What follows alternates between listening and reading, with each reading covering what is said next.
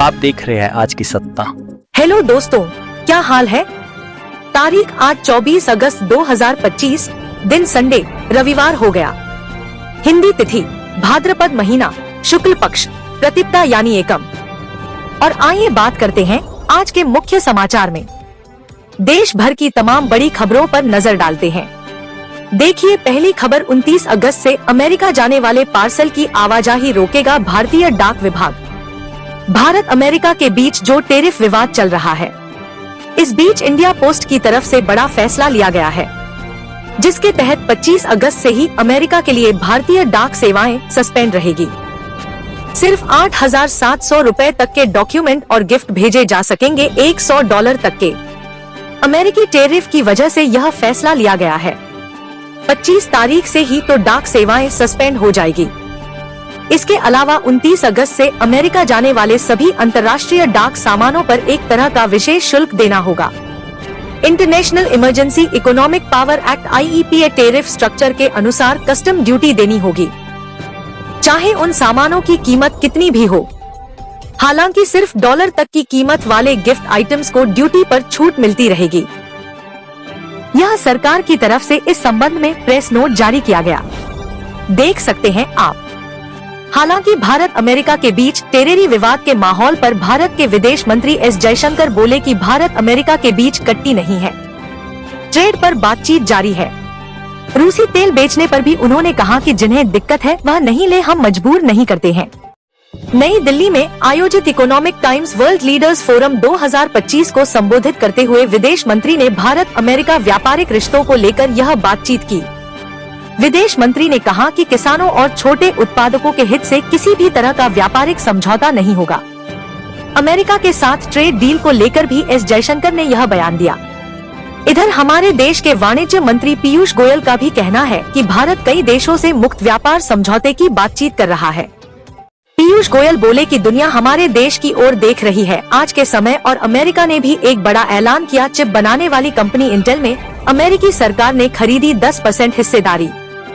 अमेरिकी राष्ट्रपति Donald Trump ने यह ऐलान किया है, यानी इंटेल कंपनी में 10% हिस्सा अब अमेरिकी सरकार का होगा।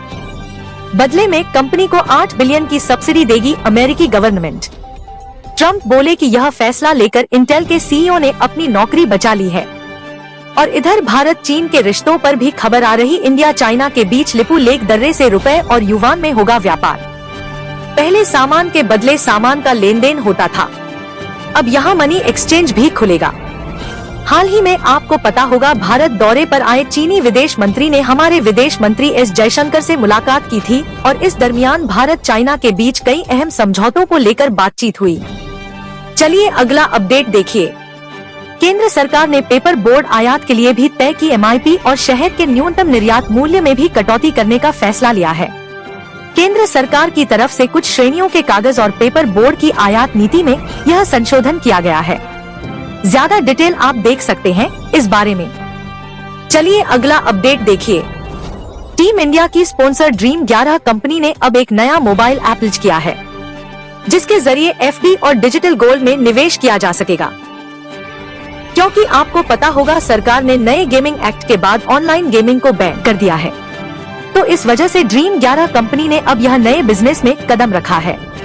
ऑनलाइन मनी गेमिंग पर बैन के बाद भारतीय क्रिकेट टीम के लीड स्पॉन्सर ड्रीम 11 की पेरेंट कंपनी ड्रीम स्पोर्ट्स ने यह नया personal finance mobile app launch किया है, जिसमें आप FD, डिजिटल गोल्ड वगैरह में इन्वेस्टमेंट कर पाएंगे और रोज के खर्चों का हिसाब रखने के साथ ही निवेश को ट्रैक भी कर पाएंगे। और वही खबर आ रही है कि ऑनलाइन गेमिंग बिल पास होते ही एक्शन में IED भी कर्नाटक से कांग्रेस MLA गिरफ्तार हुआ। छापेमारी में करोड़ों रुपए की नकदी व आभूषण भी मिले हैं। दरअसल कर्नाटक कांग्रेस विधायक को ED ने सट्टेबाजी के आरोप में गिरफ्तार किया। छापेमारी में इनके पास 12 करोड़ कैश भी मिला, और यह कांग्रेस विधायक का नाम है KC वीरेंद्र, जिनको ED ने अरेस्ट कर लिया है।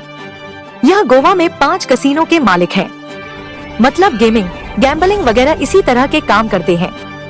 इन पर अवैध ऑनलाइन और ऑफलाइन सट्टेबाजी का भी आरोप है। यह देख सकते हैं आप, ED के द्वारा जब्त की गई धनराशि भी है।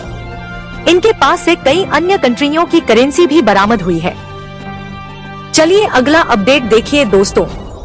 बीते दिन नेशनल स्पेस डे के मौके पर देश के प्रधानमंत्री नरेंद्र मोदी बोले कि हम एस्ट्रोनॉट पुल बना रहे हैं, युवा भी इससे जुड़े।